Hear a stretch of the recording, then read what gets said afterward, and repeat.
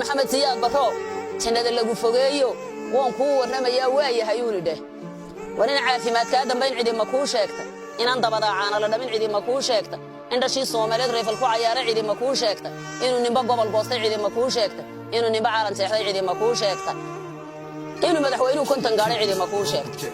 ni walowga tuuladaadii toban calan ka taagbaan fulayda la yiri nin dhintiye nin dheebu maragashada xakaamada militariga ana madaxo ahaa weydiiyo waligay nin sii daaynaanay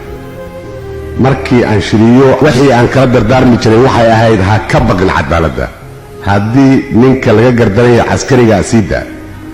haddii lagu garleeyahay shicbiga iyo wadanka ka khayroon xir saas baan oran jiray waligay nin sii daamadhay u yaree ma dhihin hal laga daayo ma dhihin ninkii aad ku maqasho iisoo sheeg ana xirayo isaga baan oran jiray macnaheedu waxa weeye waa inaan aaminsanahay cadaaladda leesh sharcigu waa inuu ka sarreeyaa nin kastaba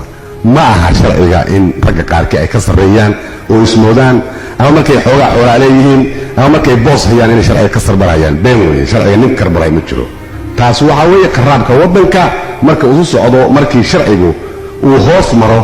oo nin u siraahdo hadda sharciga nin baa sameeyay ana maan sameeyo sharciga nin baa sameeyay laakiin wada xalaala oo quman oo dhabayaal badan leh oo laga fiirsaday baa loo sameeyay waxaa loo sameeyay maslaxadda caamka ah ninka xilma in lagu qabto oo khaaska ah kaligiisa